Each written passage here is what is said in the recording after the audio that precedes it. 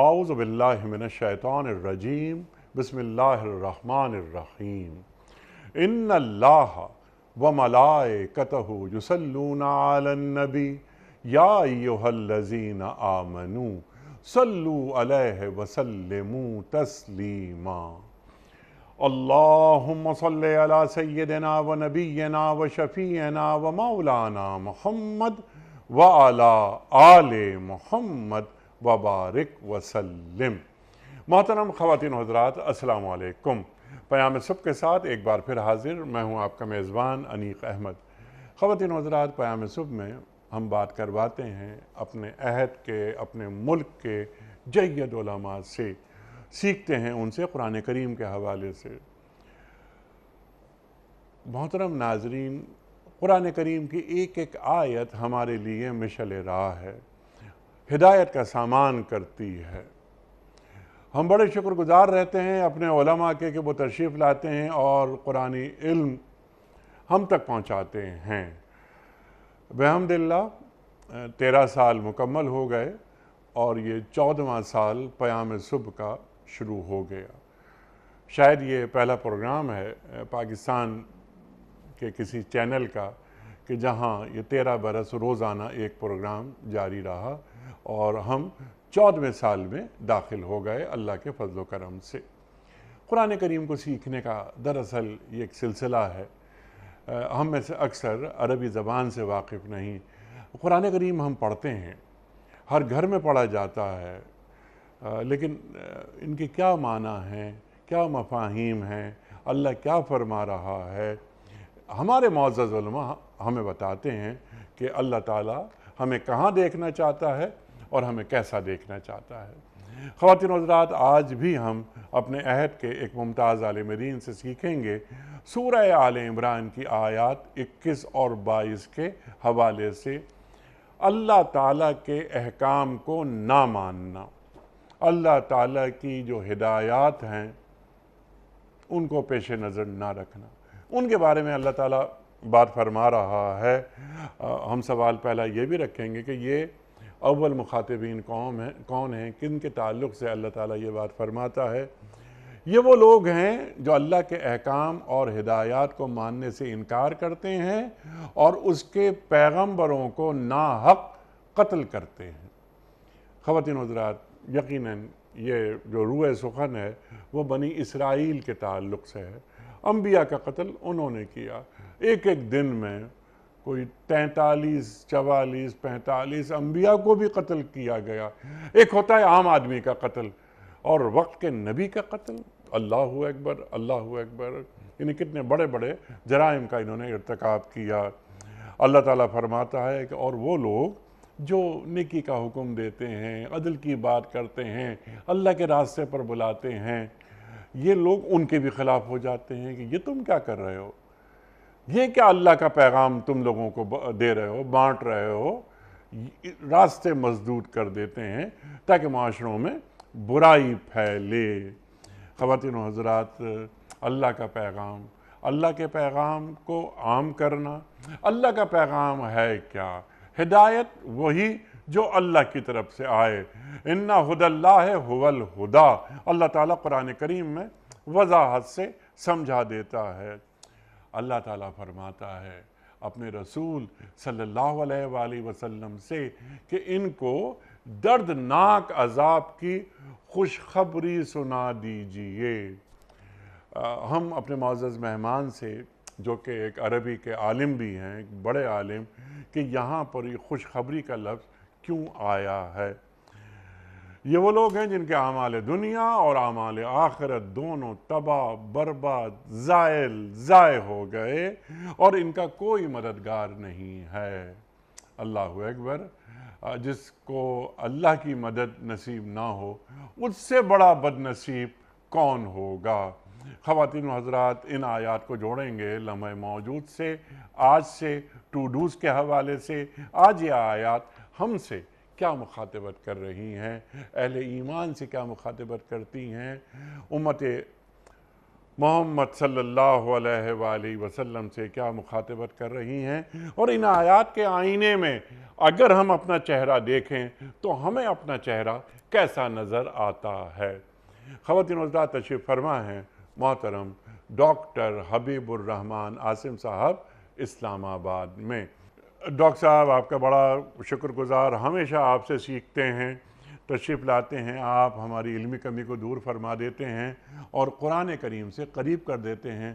بہت ہی ایک سلیس سا انداز ہے، سیدھا سادہ انداز، اور وہ جو آپ کی گفتگو میں تاثیر اللہ نے رکھی ہے، اللہ اکبر، اللہ اکبر، ایک دنیا آپ کو سننے کے لیے مشتاق رہتی ہے۔ ڈاکٹر حبیب الرحمان عاصم صاحب کو خوش آمدید کہتے ہوئے پروگرام کا آغاز اللہ تعالیٰ کے بابرکت نام سے، سورہ آل عمران آیات 21 اور 22۔ اعوذ باللہ من الشیطان الرجیم، بسم اللہ الرحمن الرحیم۔ ان الذين يكفرون بآيات الله ويقتلون النبيين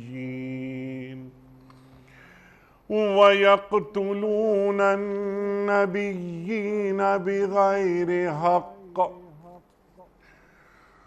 ويقتلون الذين يأمرون بالقسط من الناس فبشرهم بعذاب أليم۔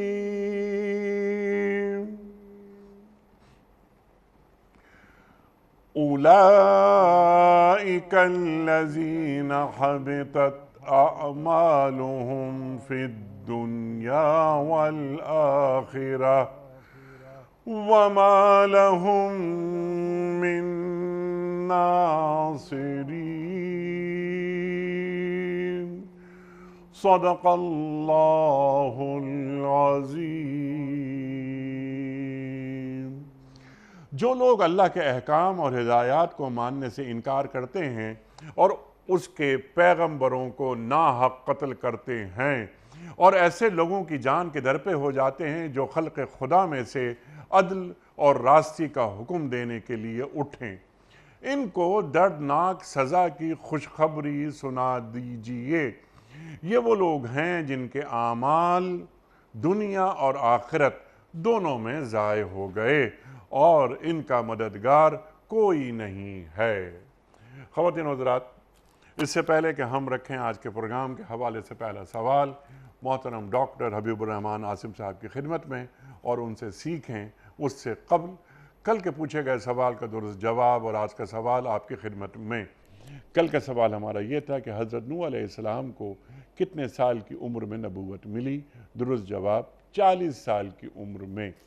آج کا سوال نوٹ فرما لیجئے، پہلی وحی میں کل کتنی آیات تھیں؟ 2 آیات، 4 آیات یا 5 آیات؟ جو درست جواب آپ سمجھتے ہوں روانہ فرمائیے۔ ہمارے فون نمبرز ہیں 00922143527 ہمارا دوسرا فون نمبر ہے 0092213430098 ہمارا ای میل ایڈریس ps@dunyatv.tv ہمارا واٹس ایپ کا نمبر ہے 00923218250194۔ ڈاکٹر صاحب ارشاد فرمائیے، سب سے پہلے تو آپ یہ فرمائیے ان آیات کا شان نزول کیا پس منظر ہے؟ ارشاد۔ بسم اللہ الرحمن الرحیم۔ انیق بھائی، آپ نے سورۃ آل عمران کی یہ 2 آیات جو تلاوت فرمائی ہیں، اس کا پس منظر تو ہمیں یوں نظر آتا ہے کہ رسول اللہ صلی اللہ علیہ وسلم جب مدینہ منورہ میں پہنچتے ہیں تو وہاں آپ کے مخاطبین میں، یعنی جن کو آپ نے خطاب فرمایا، دعوت دین دی، ان میں ایک بہت بڑی تعداد بنی اسرائیل سے تعلق رکھتی تھی اور مختلف قبیلوں میں بٹے ہوئے تھے۔ رسول اللہ صلی اللہ علیہ وسلم کا انتظار کرتے تھے، آپس میں یہ بات کہا کرتے تھے کہ ہمارے درمیان میں جو جنگیں اور لڑائیاں ہوتی ہیں ایک وقت آئے گا کہ ایک نبی مبعوث کیا جائے گا سبحان اللہ۔ اور ہماری یہ لڑائیاں ختم ہو جائیں گی۔ کیسی ستم ظریفی اور کیسی بد نصیبی تھی کہ جب آقا رحمت علیہ الصلاۃ والسلام نے باقاعدہ آ کے اعلان فرمایا اور کہا کہ میں ہی وہ اللہ کا رسول ہوں جس کا تذکرہ تم تورات اور انجیل میں پڑھتے رہے اور جس کا تم انتظار کر رہے تھے، میں ہی وہ ہادی برحق ہوں، اللہ تمہیں صراط مستقیم دکھانے کے لیے آیا ہوں۔ تو ان لوگوں نے اپنی سابقہ سرشت کی طرح جو صدیوں سے ان کی گھٹی میں پڑی ہوئی تھی، وہ انبیاء کی مخالفت کرنا، ان کی کسی بات کو نہ ماننا، ہر چیز میں کچھ نہ کچھ اعتراض کرنا اور اللہ تعالیٰ کے حکم کو اس طرح توڑ موڑ کے اپنی زندگی میں شامل کرنے کی کوشش کرنا کہ جس میں اللہ کا حکم بدل جائے۔ تو یہ ان کی پرانی سرشت تھی۔ اسی سرشت کے مطابق رسول اللہ صلی اللہ علیہ وسلم کا انہوں نے انکار کر دیا اور یہ برملا کہہ دیا کہ ہم تو بنو اسحاق میں سے کسی نبی کا انتظار کر رہے تھے، یہ بنو اسماعیل سے کہاں سے آ گیا نبی؟ یہاں سے آغاز ہوتا ہے اور پھر مخالفت بڑھنا شروع ہو جاتی ہے، اور مخالفت کے بڑھنے کے اعتبار سے بھی ان آیات کے پس منظر میں اللہ تعالیٰ نے ہمیں یہ بات بتائی کہ جو رسول اللہ صلی اللہ علیہ وسلم دین اسلام لے کے آئے، یہ وہی دین تھا جو ان سے پہلے جناب موسیٰ علیہ السلام لے کے آئے تھے، جو ان سے پہلے جناب یعقوب علیہ السلام لے کے آئے تھے، اور دیگر انبیاء جو ہے وہ اسی دین کو لوگوں تک پہنچاتے رہے، جسے دین مبین کہا جاتا ہے اور جسے حق والا دین کہا جاتا ہے۔ تو نبی صلی اللہ علیہ وسلم نے کوئی اجنبی بات، کوئی انوکھی بات تو کہی نہیں تھی، یہی کہا تھا کہ ایک اللہ کی عبادت کرو اور اس کے رسول جو بھی تمہارے پاس پیغام لے کے آئیں اس پیغام کو من و عن مان لو، اسی طرح مان لو جیسے اللہ نے جو ہے وہ ارشاد فرمایا ہے۔ تو ان کی یہ پرانی سرشت جو تھی جس کا ہم نے تذکرہ کیا، انہوں نے سب سے پہلے اللہ کے دین کو جو ہے وہ ماننے سے انکار کر دیا۔ پھر جب مزید دعوت آگے بڑھی اور لوگوں کو اس کی حقانیت کا، سچائی کا پتہ ہونے لگا، تو انہوں نے پھر اپنی مرضی کی طرح اس میں تبدیلیاں شروع کر دیں، اور پھر مخالفت اس قدر بڑھ گئی کہ کوئی دن ایسا نہیں آتا تھا کہ جس میں رسول اللہ صلی اللہ علیہ وسلم کی مخالفت نہ کرتے ہوں۔ لیکن اللہ تعالیٰ نے یہاں ان آیات میں رسول اللہ صلی اللہ علیہ وسلم کا پہلے تذکرہ نہیں کیا، بلکہ ان کی سابقہ اس فطرت کو بیان کرنے کے لیے اس گناہ کا تذکرہ کیا ہے جس گناہ میں وہ بری طریقے سے مبتلا تھے۔ ٹھیک ہے۔ اچھا ڈاکٹر صاحب، چند جرائم، چند بڑے بڑے جرائم، ایک تو قرآن کریم کی ان آیات میں یہ بات بالکل واضح ہو گئی کہ یقتلون النبیین بغیر حق، یہ انبیاء کو قتل کر دیتے تھے۔ ایک تو انبیاء کا قتل، جیسے کہ میں نے عرض کرنے کی کوشش کی کہ ایک ایک دن میں 43، 44، 45 انبیاء تک کو قتل انہوں نے کیا۔ اس کے علاوہ بنی اسرائیل کے وہ بڑے جرائم کیا تھے جو قرآن کریم بیان کر رہا ہے؟ جی ہاں، قرآن کریم نے بنی اسرائیل کے بہت سارے گناہوں کا تذکرہ کیا، کیونکہ یہ ایک طویل سلسلہ ہے رسولوں کے آنے کا اور ان کے پیغام کو لانے کا۔ ہر رسول کے ساتھ انہوں نے اسی طرح کی بغاوت اور ہٹ درمی کا اظہار کیا، جس میں پہلی بات یہ تھی کہ انہوں نے ان کے جو علماء تھے، ان کے جو بڑے لوگ تھے، انہوں نے اللہ تعالیٰ کی ہدایات کو، اللہ کی آیات کو یا تو چھپا دیا یا اس کو توڑ موڑ کے پیش کر دیا۔ یعنی وہ بنیادی ہدایات جو اللہ کی طرف سے آتی تھیں وہ لوگوں کے سامنے اس طرح تو نہیں پیش کرتے تھے جس طرح کے انبیاء کا مشن تھا اور جس طرح کے لوگوں کو چاہیے تھا، وہ انبیاء کی تعلیمات کو بگاڑا کرتے تھے۔ دوسرا بہت بڑا انہوں نے گناہ یہ کیا کہ انہوں نے نبیوں کے ساتھ جو ہے وہ مذاق اڑایا، ان کا اللہ تعالیٰ کی شریعت کا مذاق اڑایا۔ جہاں کہیں اللہ کی عبادت کی کوئی بات ہوتی یا کوئی صورت نکلتی تو وہ اس کے اندر سے نہ صرف کیڑے نکالتے بلکہ باقاعدہ مذاق اڑانے کیا وہ عمل کیا کرتے تھے۔ قرآن مجید میں باقاعدہ اس بات کا ذکر موجود ہے کہ اللہ کی آیات کا، اللہ کے نبیوں کا، اللہ تعالیٰ کے پاکیزہ بندوں کا سر عام مذاق اڑانا، اور پھر وہ جو آیات آتی ان آیات کو اپنی مرضی سے تبدیل کر دیا کرتے تھے۔ یہ بھی ان کے گناہوں میں سے ایک بہت بڑا گناہ تھا کہ ایسے ہیلے بہانے تلاش کرتے کہ جن میں بظاہر اپنے آپ کو وہ معصوم ثابت کرنے کی کوشش کر رہے ہوتے، لیکن حقیقت میں اللہ تعالیٰ کی مخالفت کر رہے ہوتے۔ اصحاب السبت کا واقعہ ہمارے سامنے جی ہاں، سب کے بالکل واضح ہے کہ اللہ تعالیٰ نے انہیں منع کیا کہ تم ہفتے کے روز شکار مت کرو، تو ان کا ہیلا بہانہ یہاں تک آ گیا کہ انہوں نے باقاعدہ کچھ گڑھے جو ہے وہ کھودنا شروع کر دیے اور کچھ ایسے نیٹ لگا دیے، جال لگا دیے کہ جس میں مچھلیاں آ کے پھنس تو جاتی تھیں، لیکن ہفتے کے روز شکار کرنے کے بجائے اور ڈاکٹر صاحب وہ جو چیزیں ہم نے آپ سے سیکھی ہیں کہ ہفتے کے روز مچھلیاں بھی زیادہ آتی تھیں۔ جی مچھلیاں بھی زیادہ آتی تھیں۔ اللہ تعالیٰ کی طرف سے آزمائش بھی اسی طرح بڑھنا شروع ہو جاتی ہے نا۔ اللہ اکبر، اللہ اکبر۔ دیکھیے یہ بھی اللہ تعالیٰ کا ایک اصول ہے کہ اللہ پہلے دین کو آسان بناتا ہے اور لوگوں سے مطالبہ کرتا ہے کہ یہ ایک آسان دین ہے، بڑی آسانی سے تم اس پر عمل کر لو گے۔ اللہ اکبر۔ لیکن جب مسلمان یا کوئی بھی لوگ جو اس وقت کے نبی کی مخالفت کرتے ہوئے اس دین میں نت نئی چیزیں نکالنا اور نت نئے مطالبات کرنا اس کا آغاز کر دیتے ہیں تو اللہ تعالیٰ کی طرف سے شریعت میں احکام بدلنا شروع ہو جاتے ہیں۔ وہی معمولی سی چیز جیسے گائے کا تذکرہ آیا، اللہ تعالیٰ نے فرمایا کہ گائے ذبح کر دو، تو آسان تھا کہ کوئی بھی گائے پکڑتے اور ذبح کر لیتے، لیکن انہوں نے سوالات کے ذریعے سے مشکلات بڑھا دی اپنے لیے اور اللہ تعالیٰ ان پر شرطیں مزید بڑھاتا چلا گیا۔ اسی طریقے سے جو اور بہت ساری واقعات ہمیں ملتے ہیں، یعنی حضرت موسیٰ علیہ السلام کے زمانے میں کتنے عذاب آئے، ایک عذاب آتا تو فوراً آ کے توبہ کرتے، بھاگتے اور رسول کے ساتھ جو ہے وہ اس طرح کی بات کرتے کہ ہم تو بس اب توبہ کرتے ہیں، تو آپ کے اللہ کو مانتے ہیں، اللہ کی بات کو مانتے ہیں۔ ادھر وہ عذاب ٹلتا تو فوراً کچھ ہی دنوں کے بعد دوبارہ اسی ڈگر پہ، اسی راستے پہ نافرمانی اور موسیٰ علیہ بغاوت کے راستے۔ موسیٰ علیہ السلام جہاد کی بات کرتے ہیں، لڑنے کی بات کرتے ہیں، تو یہ موسیٰ علیہ السلام سے اپنے رسول سے یہ کہتے ہیں کہ موسیٰ تم جاؤ، تمہارا رب جائے، وہ جا کے لڑ لے، ہم تو یہیں بیٹھے رہیں۔ ہم تو یہیں بیٹھے ہوئے ہیں۔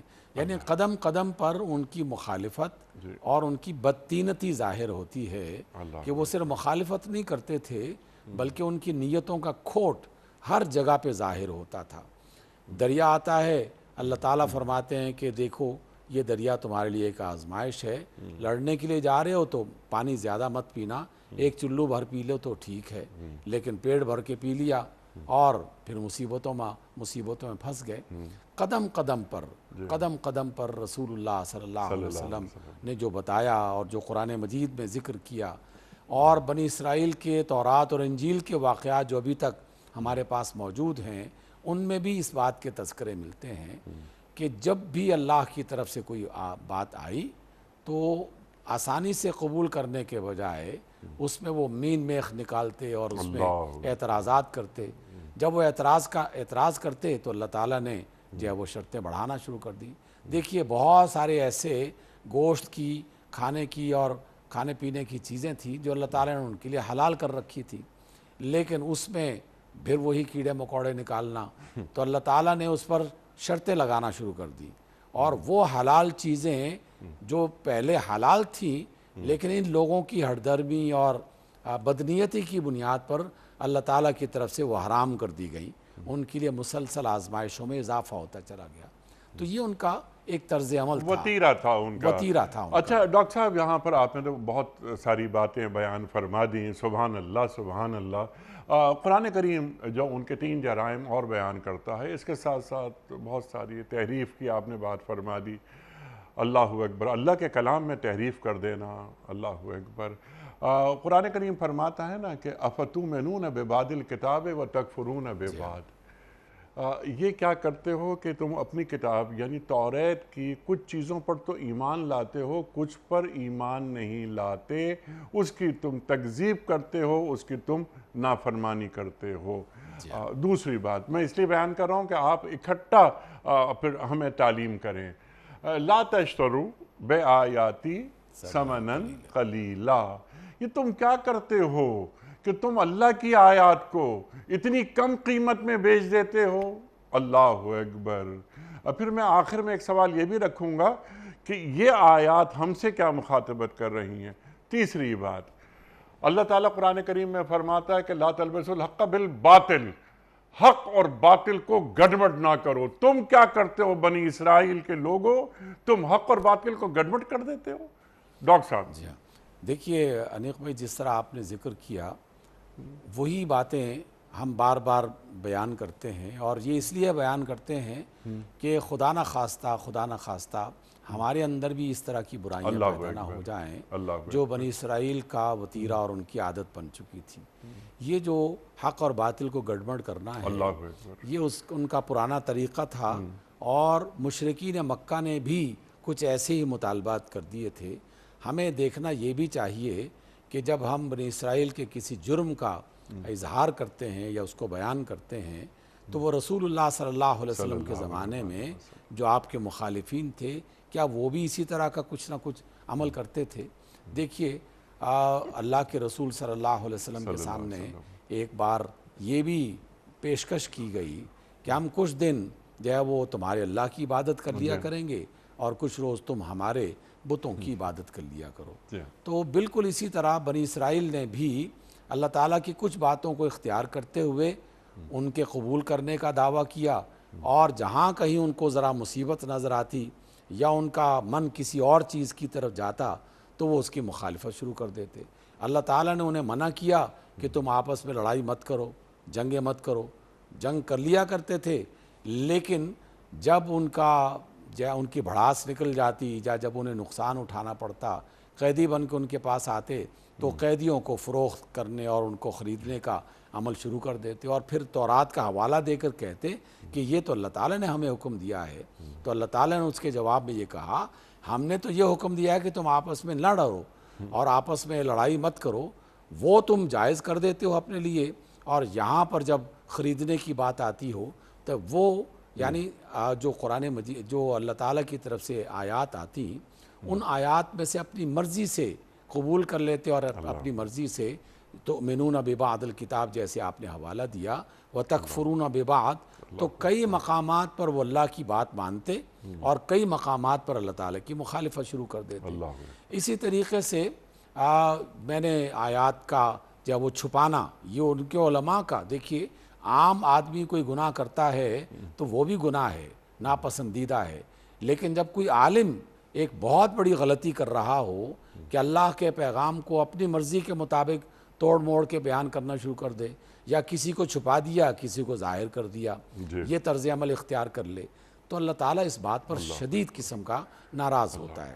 اور تیسری بات جو آپ نے ارشاد فرمائی کہ وہ اللہ تعالیٰ کے کسی حکم کو تبدیل کرنے میں ذرا سی بھی ہچکچاہٹ محسوس نہیں کرتے تھے، اور اس کے عوض میں ذرا سے پیسے، ذرا سی دولت، ذرا سا اقتدار مل جاتا تو وہ اس کو حاصل کرنے میں کوئی دریغ نہیں کرتے تھے۔ اللہ تعالیٰ نے اس کے جواب میں یہ کہا کہ تم میری آیات یعنی میرے احکام کو تبدیل کرنے کے لیے اگر دنیا بھر کا بھی سارا سامان تم حاصل کر لو تو وہ بھی تمہارے لیے جائز نہیں ہے، اور وہ بھی تھوڑی ہی قیمت شمار کی جائے گی۔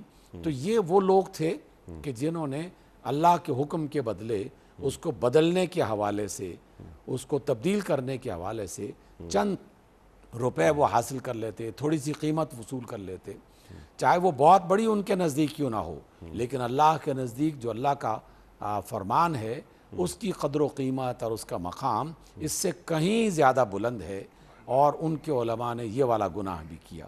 اور اس کے علاوہ بے شمار، دیکھیے بچڑے کی عبادت سب سے پہلے انہوں نے شروع کی دنیا میں، جہاں موسیٰ علیہ السلام ذرا سے اوجھل ہوئے اور انہوں نے فوراً اللہ تعالیٰ کے ساتھ شرک کرنا شروع کر دیا۔ نہ صرف اللہ کے ساتھ شرک کرنا شروع کر دیا، بلکہ اس وقت میں ایک نبی جو ان کے پاس موجود تھا، ان کے درمیان میں تھا، ان کو اس بات کی دھمکی بھی لگائی کہ اگر تم نے ہماری مخالفت کی تو ہم تمہیں قتل کر دیں گے۔ اور بہت سارے لوگوں نے باقاعدہ فرقے بنا کر، جماعتیں بنا کر آپس میں لڑائی دنگا شروع کر دیا، اور اس کا حوالہ اللہ تعالیٰ نے باقاعدہ دیا۔ وہ 12 گروہوں میں جو تبدیل ہو گئے، 12 قبیلے جو ان کے بن گئے، یہ باہمی جو ہے وہ اختلافات کی وہ راہیں تھی جو بنی اسرائیل نے شروع کی۔ یوں سمجھ لیجئے کہ کون سا ایسا گناہ ہے جو بنی اسرائیل نے نہیں کیا۔ بدکاری کرنی ہو تو وہ کرتے ہیں، نافرمانی کرنی ہو تو وہ کرتے ہیں، آیات تبدیل کرنی ہو تو وہ کرتے ہیں، انبیاء کو قتل کرنا ہو تو وہ کرتے ہیں، انبیاء کے پاکیزہ اور نیک فطرت انسانوں کو اور مومنین کو قتل کرنا ہے تو وہ کرتے ہیں، زہر دلاتے ہیں تو وہ جو ہے وہ کھانے میں زہر دلا کر ڈال کے باقاعدہ اپنے وقت کے نبیوں کو بھی شہید کرتے رہے اور رسول اللہ صلی اللہ علیہ وسلم کو بھی اذیت پہنچانے کے لیے انہوں نے کوشش کر لی۔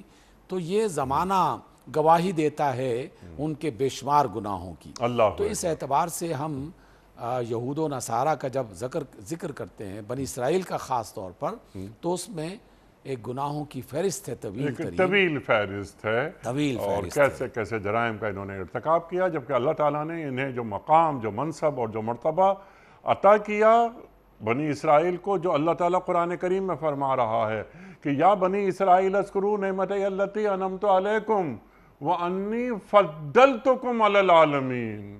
اللہ اکبر۔ اور تاریخ گواہ ہے کتنے ہی برس ایسے گزر گئے کہ کچھ دیر انہیں ذرا سا ہوش آتا، نافرمانی شروع کر دیتے، اور پھر اللہ تعالیٰ ان پر کوئی ایسا ظالم شخص مسلط کر دیتا جو ان میں سے ہزاروں انسانوں کا قتل کرتا اور ان کو زمین ان کے لیے تنگ کر دیتا۔ تو یہ بار بار ان پر عذاب اور بار بار انہیں توبہ کرنے کی موقع دیا جانا، یہ در حقیقت ہمیں بھی سکھایا جا رہا ہے جی ہاں، کہ وہ اگر یہ گناہ کرتے تھے اور اللہ تعالیٰ کی طرف سے پکڑ آتی تھی، اور وہ بھی یہی دعویٰ کیا کرتے تھے کہ ہم اللہ تعالیٰ کے بڑے پسندیدہ لوگ ہیں، تو ہم مسلمان بھی تو اسی طرح کا ایک دعویٰ کرتے ہیں جو بالکل قرآن مجید کی آیات کے حوالے سے ہے کہ اللہ تعالیٰ نے ہمیں ایک خیر امت بنایا ہے، اور لوگوں کے لیے امر بالمعروف اور نہی عن المنکر کا یہ فریضہ ہمارے ذمہ لگایا ہے۔ اچھا، ہمیں یہ تفہیم ہے، ہمیں یہ اندازہ ہے یا ہمیں ادراک ہے اس بات کا کہ اللہ تعالیٰ نے ہمیں خیر امت بنایا ہے اور ہم آخری امت ہیں، ہمارے بعد کوئی امت نہیں؟ وہ بنی اسرائیل وہ تو امت معزول ہو گئی، ہم امت معمور ہیں۔ جی بالکل، اللہ اکبر۔ اس کا جو آپ نے بات کی ڈاکٹر صاحب، کیا اہم بات آپ نے فرمائی، وَكُنْتُمْ خَيْرَ أُمَّةٍ اُخْرِجَتْ لِلنَّاسِ کی طرف آپ نے اشارہ کیا۔ ہمیں کاش اس کا ادراک ہو جائے، یعنی مقام مسلم سمجھ میں آ جائے۔ دیکھیے ہم جو دیکھتے ہیں، اور آپ کے محبوب شاعر، ڈاکٹر صاحب آپ کی بات معافی چاہتا ہوں کٹ رہی ہے، آپ کے محبوب شاعر اقبال کیا فرماتے ہیں کہ یہ شہادت گہے الفت میں قدم رکھنا ہے، لوگ آسان سمجھتے ہیں مسلمان ہونا۔ دیکھیے یہ جو شہادت گہے الفت کا جو ہے قدم ہے، یہ در حقیقت وہ گواہی دیتی ہے کہ ہم ایک بہت بڑے اعلیٰ منصب پر فائز کیے گئے ہیں، بے شمار نعمتوں سے ہمیں نوازا گیا ہے، اور سب سے بڑی نعمت کہ رسول اللہ صلی اللہ علیہ وسلم جو خاتم النبیین ہیں، جن کے بعد کسی اور نبی نے نہیں آنا، ان کے گروہ میں، ان کی امت میں ہمیں شامل کیا گیا۔ ایک ایسی کتاب ہمیں عطا کی گئی جس کتاب نے کبھی حذف ہونا ہی نہیں ہے، جس کی آیات کو کوئی تبدیل کر ہی نہیں سکتا، ایسی انمول اور ہمیشہ قائم اور دائم رہنے والی، ہمیشہ جو ہے وہ موجود رہنے والی وہ نبی ہوں یا قرآن مجید کی شکل میں، اتنی بڑی نعمت کے باوجود اگر ہم آج اپنے منصب کو بھلا رہے ہیں تو یقیناً یہ ایک بہت بڑی غفلت ہے۔ اس بات سے خوف زدہ رہنا چاہیے کہ کہیں ہمیں بھی اللہ تعالیٰ کسی ایسی کیفیت میں مبتلا نہ کر دے، کیونکہ اس نے یہ بات بالکل واضح انداز میں کہی ہے کہ اگر تم ایمان نہیں لاؤ گے، ہمارے دین کو تسلیم نہیں کرو گے، تو ہمارے لیے کوئی مشکل نہیں ہے کہ ہم تمہیں تبدیل کر دیں گے اور تمہاری جگہ کسی اور کو لے آئیں گے۔ یہ تو رسول اللہ صلی اللہ علیہ وسلم کا فیض اور ان کا کرم ہے کہ پوری امت کو مجموعی طور پر کسی بڑے عذاب کا شکار نہیں ہونے دیتے۔ وہ اللہ کے رسول کی وہ دعا اور ان کی قبولیت کا یہ شرف اور رحمت ہمیں میسر ہے، لیکن ایسا نہیں ہے کہ انفرادی طور پر یا اجتماعی انداز میں چھوٹے گروہوں پر کچھ عذاب نہیں آ سکے گا۔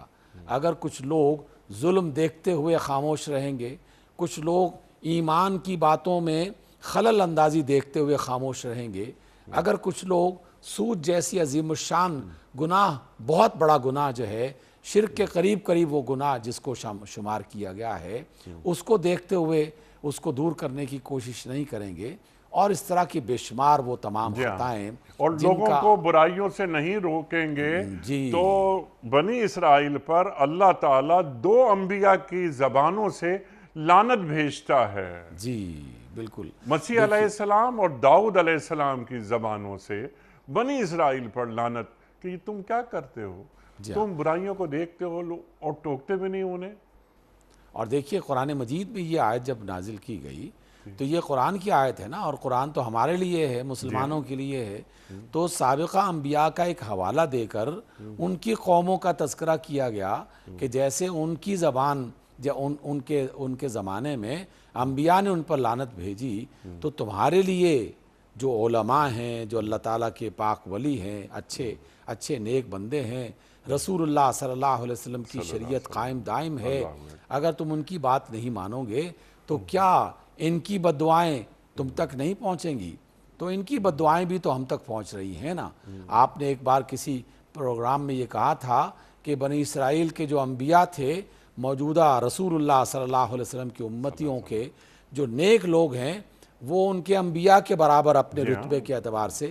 تو اللہ تعالیٰ یہ والی بات جو ہے یہ ہمارے لیے بھی بتا رہا ہے، تاکہ اگر تم اللہ کی بات کو جانتے ہو اور اس کو سمجھنے کی کوشش کرنے کے باوجود تم اس پر عمل نہیں کرو گے تو پھر اللہ تعالیٰ تمہارے ساتھ بھی ویسا ہی سلوک کر دے گا۔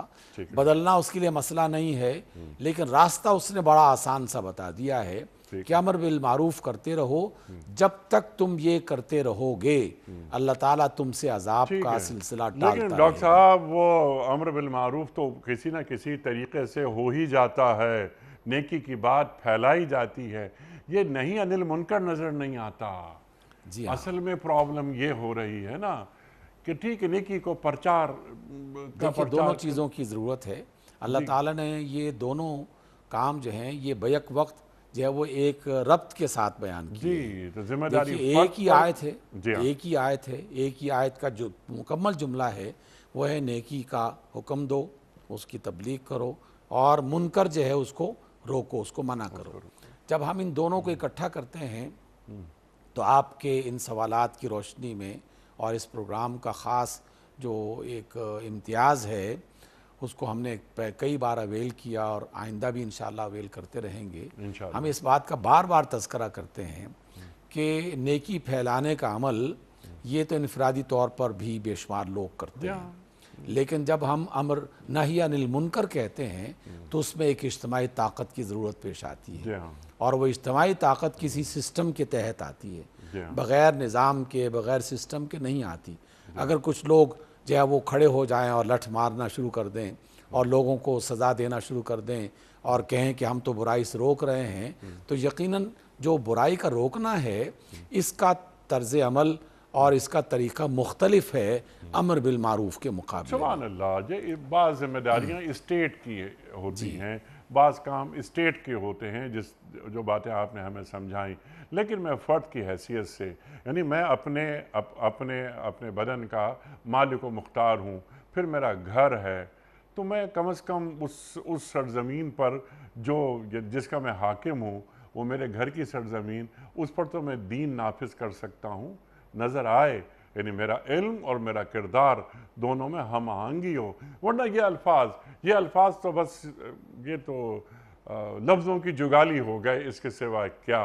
حنیق بھائی میں اس میں کوئی پروگرام کی تعریف ہی سے حوالے سے نہیں کرنا چاہتا، جب آپ یہ پروگرام دیتے ہیں تو بالکل یقین کے ساتھ اور ایمان کو حاضر ناظر جانتے ہوئے اللہ تعالیٰ کو ہم اس بات کو سمجھتے ہیں کہ میں جب قرآن مجید کی کوئی آیت پڑھ کے آتا ہوں اور اس کے بارے میں تفسیر پڑھتا ہوں، آپ جب پڑھ کے آتے ہیں، اس کی تیاری کر کے آتے ہیں، تو سب سے پہلا خطاب تو اپنے آپ سے ہوتا ہے۔ جی ہم اپنے آپ سے آغاز کرتے ہیں، پھر گھر میں تذکرہ ہو جاتا ہے، بال بچوں سے تذکرہ ہوتا ہے، دوست احباب سے تذکرہ ہوتا ہے، تو اس اعتبار سے یہ ایک چراغ سے چراغ جلنے کا عمل لازماً اس کو آگے بڑھانا چاہیے، اور نتیجہ اللہ پہ چھوڑ دیں۔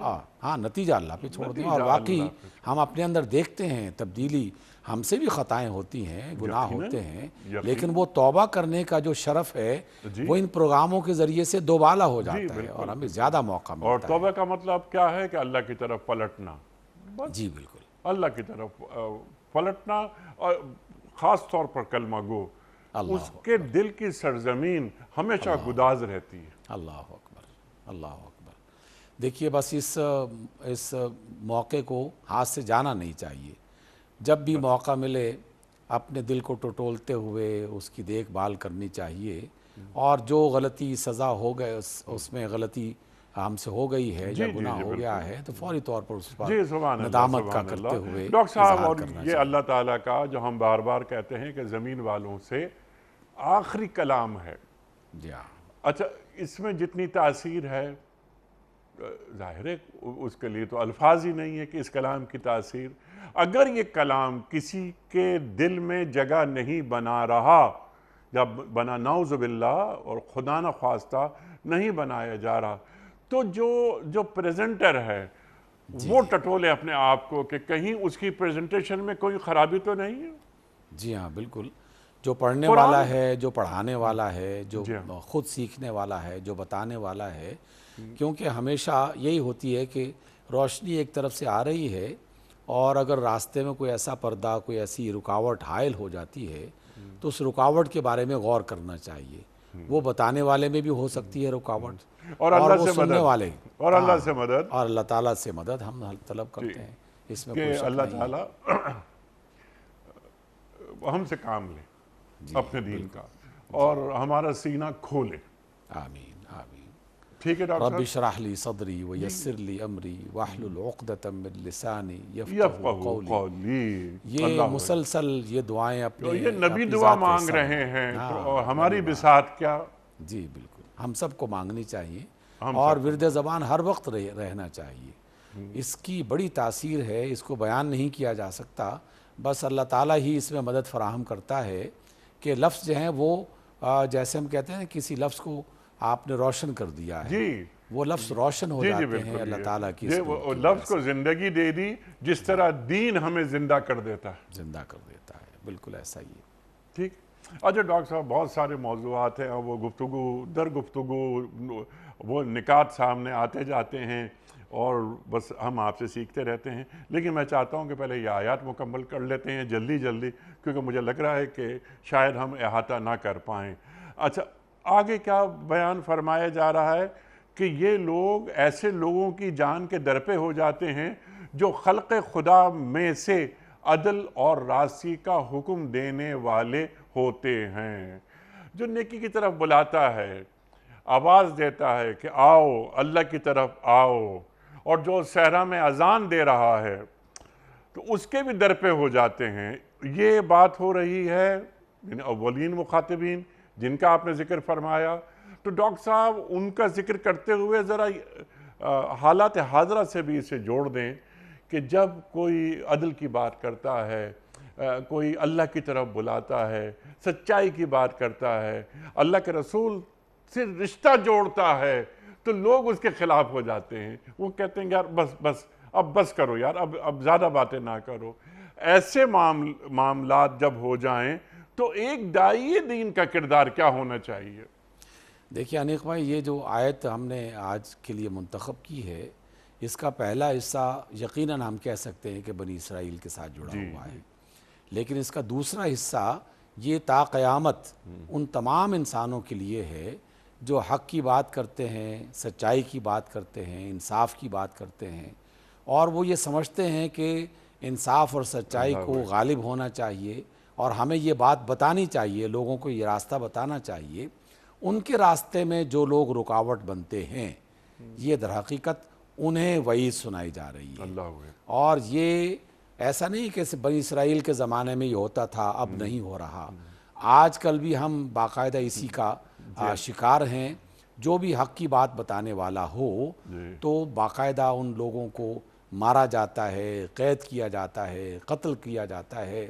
और हम अपने पाकिस्तान में भी और अपने इन इलाक़ों में भी ऐसे बेशुमार उलमा को देख चुके हैं जो बाकायदा किसी न किसी फितने का शिकार किया उनको हुआ, और वो हर मसलक से ताल्लुक़ रखने वाले, अहले सुन्नत में भी शहीद हुए, अहले जो है वो जाफ़री मसलक से भी بہت سارے افراد علماء جو ہیں وہ جی ہاں شہید کیے گئے، دیگر مسالک سے، مختلف سیاسی جماعتوں سے، جی ان سب میں ایک قدر مشترک جو تھی وہ یہی تھی کہ وہ حق کی بات بتانے والے، لوگوں کو سچائی کا راستہ دکھانے والے اور انصاف نافذ کرنے کی بات وہ کیا کرتے تھے۔ جی وہ اللہ والے، وہ اہل اللہ والے، علم، وہ اللہ والے علماء، نیک، وہ فقہا، اللہ اکبر۔ ایک عام آدمی بھی ڈاکٹر صاحب وہ جب دین کی بات کرتا ہے، سچائی کی بات کرتا ہے، ہدایت کی بات کرتا ہے، ہدایت وہ جو اللہ کی طرف سے آتی ہے، تو ایک عام یعنی عامت الناس میں بھی اب یہ وقت آ گیا ہے جسے کہتے ہیں نا کہ نوبت بیں جا رسید، کہ لوگ اسے اچھا نہیں سمجھتے بلکہ اسے بے وقوف سمجھتے ہیں۔ وہ ایک خاتون جو دین پہ عمل کرتی ہے، جو حجاب کرتی ہے، جو گھر میں رہتی ہے، جو شوہر کی خدمت کرتی ہے، جو بچوں کی تربیت کرتی ہے، ارے یہ تو گھر میں بند ہے، یہ خاتون یہ پڑھی لکھی ہیں، باہر نہیں نکلتی، جبکہ وہ خاتون جو گھر سے باہر نکل رہی ہیں یا تمام کام جو ایک نیک خاتون کر رہی ہیں اس کا الٹ کرتی ہیں، تو ان کی معاشرے میں عزت، وقار، توقیر اس میں اضافہ ہوتا رہتا ہے، اور سے اور ہوئے جاتے ہیں معیار وفا، ان کی محفل میں کوئی کیا دل و جان لے جائے۔ دیکھیے انیق بھائی، آپ نے یہ بہت اچھی بات کہی، اللہ تعالیٰ بھی بالکل یہی بات فرماتے ہیں۔ دیکھیے اللہ تعالیٰ کے ہاں جو معزز ہے، معزز تو اسی کو کہا جائے گا۔ ہم انسان دنیا میں کس کو عزت دیتے ہیں اور کس کو کمتر سمجھتے ہیں، اس کا معیار، اس کا پیمانہ تو قرآن اور اللہ کے رسول صلی اللہ علیہ وسلم ہے۔ وہ معیار اگر ہے اور وہ پیمانہ اگر ہمارے سامنے موجود ہے تو پھر اس بات کی فکر نہیں کرنی چاہیے کہ اگر کوئی شخص ہمیں جو ہے وہ اچھا نہیں سمجھتا یا ہمارے بارے میں کوئی الٹا سیدھا تبصرہ کرتا ہے، ہمیں یہ دیکھنا چاہیے کہ ہمارا کردار کیا ہے۔ جیسے آپ نے خواتین کا ذکر کیا، بالکل اسی طرح کا ہمیں نظر آتا ہے کہ جو شخص جو ہے وہ ایمانداری کے ساتھ اپنی تجارت کرتا ہے، کاروبار کرتا ہے، اس کو لوگ کہتے ہیں یار کس زمانے میں رہ رہے ہو۔ جو اپنا کام نکلوانے کے لیے رشوت نہیں دیتا، اس کو بھی تانے دیتے ہیں یار تم کس زمانے میں رہ رہے ہو۔ تو اس کا مطلب یہ ہوا کہ وہ زمانہ آ گیا ہے کہ جب نیکی کرنا مشکل ہوتا چلا جا رہا ہے اور برائی کرنا نسبتاً آسان ہوتا چلا جا رہا ہے، اور ہر میدان میں، صرف اس میں نہیں بلکہ حیا کی حفاظت کرنا زیادہ مشکل ہو گیا ہے بے حیائی کے راستے پر چلنے کے مقابلے میں۔ سبحان اللہ۔ ذرائع کی آپ نے بات کی ہے ڈاکٹر صاحب، دین کیا فرماتا ہے کسی اسٹیٹ، خاص طور پہ مسلمان ریاست میں سد ذرائع کی کیا اہمیت ہے اور یہ کس کی ذمہ داری ہے؟ دیکھیں سد ذرائع کا بھی جیسے ہم نے پہلے بھی ذکر کیا، اس میں بھی دونوں کی بیک وقت ذمہ داری ہے، لیکن ریاست کی زیادہ بڑی ذمہ داری ہے۔ ریاست کی زیادہ ذمہ داری، زیادہ بڑی ذمہ داری ہے، اس لیے کہ وسائل اس کے پاس ہیں، نظم اس کے پاس ہے، وہ کوئی قانون بنا سکتا ہے، وہ ادارہ، قوت نافذہ اس کے پاس ہے۔ اسلامی جمہوریہ پاکستان میں کس لیے کس طرح شراب کی دکانیں کھلی ہوئی ہوتی ہیں، شراب کی فیکٹریز کیسے کام کر رہی ہیں، سود کا کام کیسے ہو رہا ہے۔ فَإِن لَمْ تَفْعَلُوا فَأَذَنُوا بِحَرْبٍ مِّنَ اللَّهِ وَرَسُولِهِ، یہ أَفَتُؤْمِنُونَ بِبَعْضِ الْكِتَابِ وَتَكْفُرُونَ بِبَعْضٍ۔ ڈاکٹر صاحب آپ فرمائیے، میں چاہتا ہوں آپ بات کریں زیادہ اس پر۔ دیکھیے ہم نے تو یہ مسلسل ذکر کیا اور آئندہ بھی کرتے رہیں گے کہ سسٹمز، نظام یہ افراد کو ایک قاعدے میں لے کے آتا ہے۔ کسی معمولی بات کو بھی اگر سسٹم اور قاعدہ اچھا بنانا چاہے تو وہ بہت بڑے فائدے کا ذریعہ بنتا ہے، اور اگر بہت بڑے کام ہیں ان کے لیے بھی جو ہے وہ ادارے کام نہ کریں تو بالکل اس کا نتیجہ صفر نکلتا ہے۔ اس لیے ہم دیکھتے ہیں جن کا حوالہ بھی آپ نے دیا، یہی حوالے ہمارے ہیں، اس کے علاوہ کیا ہے؟ دیکھیے ہم نے اپنی معیشت کو بہتر بنانا ہے، جس میں دیانتداری کے ساتھ کاروبار کرنا اور رشوت جو ہے وہ اس کا بازار نہ ہونا اور کسی کو دھوکہ نہ دینا، یہ انفرادی عمل نہیں ہے، اس کو باقاعدہ ایک اجتماعی نظام کا حصہ بنا دیا جائے تو تب کہیں جا کر ہمیں اس کا اثر دکھائی دیتا ہے۔ ہمیں اپنی معیشت کو مضبوط بنانا ہے لیکن اللہ تعالیٰ کی نافرمانی کر کے نہیں۔ جی دیکھیے باقی ہم حق بعض تک- ملکوں کا جو حق حوالہ تک دیتے ہیں، ڈاکٹر صاحب آپ کی اجازت سے حق تک پہنچنے کے لیے کیا باطل کو وسیلہ بنایا جا سکتا ہے؟ ناممکن ناممکن ناممکن۔ ناممکن، اس لیے کہ گندے پانی سے آپ کسی گدلے یا خراب چیز کو دھو نہیں سکتے، جی بالکل، وہ مزید اس کے گٹر اندر کے پانی گندگی سے پیدا ہو وضو جائے، کر کے نماز وہ نہیں پڑھی جا نماز نہیں سکتی۔ پڑھی جا سکتی۔ اس کا مطلب یہی ہے کہ ہمارے نظاموں کے اندر جو خرابیاں موجود ہیں، اور وہ چھوٹی نہیں ہیں، جی ہاں، بہت بڑی بڑی ہیں، اور ان کا شمار کرنا یا گننا وہ بہت آسان ہے، سبھی لوگوں کو پتہ ہے، لیکن ہیں وہ بہت بڑی، اور ہم مسلسل انہیں اگنور کیے جا رہے ہیں، مسلسل۔ پھر ہماری بات جو ہے وہ محض صدا بصحرا ہو جاتی ہے، جی ہاں، اور لوگ سمجھتے ہیں کہ جی ہاں، یہ ان کا تو کام ہی ہے کہ لوگوں کو واز کرنا۔ یہ واز نہیں ہے، یہ اللہ تعالیٰ کی بات ہے، اور اس کے دین کا وہ پیغام ہے جی جو ہمیں پوری قوت کے ساتھ جو ہے وہ بیان بھی کرنا ہے، پورے اعتماد کے ساتھ لوگوں کو بتانا بھی ہے، جی اور اسے باقاعدہ قانونی تحفظ بھی جی، اسے اور یہ ملنا امت کی چاہیے۔ ذمہ داری ہے۔ یا ایھا الرسول بلغ ما انزل الیک من ربک، اے رسول صلی اللہ علیہ وآلہ وسلم آپ پہنچا دیجئے وہ اللہ کا کلام جو آپ پر نازل ہو رہا ہے۔ ختم نبوت ہو گئی، کار نبوت باقی ہے۔ ٹھیک ہے ڈاکٹر صاحب، میں آپ کا بڑا ممنون، بڑا شکر گزار۔ خواتین و حضرات، یہ 2-3 پوائنٹس آخر کے رہ گئے تھے کہ ان کو دردناک سزا کی خوشخبری سنا دیجئے۔ ان کے اعمال دنیا اور اعمال آخرت دونوں برباد ہو گئے، اور ان کا کوئی مددگار نہیں ہے۔ اللہ اکبر۔ جو دین کی بات پیش کرتے ہیں، اللہ انہیں کبھی نہیں چھوڑتا، وہ کبھی تنہا نہیں ہو سکتے۔ تو حسبنا اللہ و نعم الوکیل، نعم المولا و نعم النصیر۔ خواتین و حضرات، بہت ساری باتیں مزید ہو سکتی ہیں۔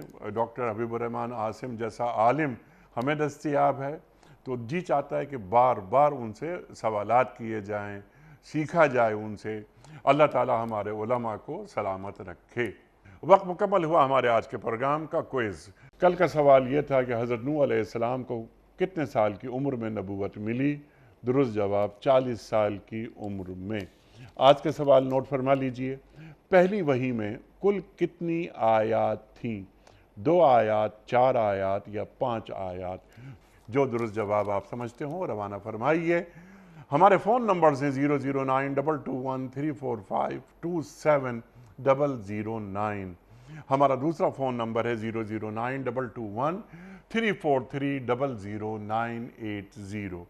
ہمارا ای میل ایڈریس ps@duniatv.tv۔ ہمارا واٹس ایپ نمبر ہے 009232182509194۔ خواتین و حضرات، وقت ہے قرآن اندازی کا۔ کراچی میں کوئی مہمان موجود نہیں، تو یہ ذمہ داری میری، اور آج کے ونر ہیں طاہر محمود صاحب، تراڑ، آزاد ریاست جموں کشمیر۔ طاہر محمود صاحب، آپ کو بہت بہت مبارک۔ دنیا ٹی وی کی جانب سے دینی کتب پر مشتمل یہ گفٹ ہیمپر ہم آپ کی خدمت میں بذریعہ کوریئر روانہ کر رہے ہیں۔ پیام صبح کا اختتام ہوتا ہے روزانہ ایک قول پر، اور وہ قول ہوتا ہے صاحب نہج البلاغہ امیر المومنین حضرت علی مرتضیٰ کرم اللہ وجہہ کا۔ آپ فرماتے ہیں، جس نے لڑائی جھگڑے کو اپنا طریقہ بنا لیا، اس کی رات کبھی صبح میں تبدیل نہیں ہوئی۔ جس نے لڑائی جھگڑے کو اپنا طریقہ بنا لیا، اس کی رات کبھی صبح میں تبدیل نہیں ہوئی۔ اللہ اکبر۔ اپنے میزبان انیق احمد کو کل تک کے لیے اجازت دیجیے۔ خدا حافظ۔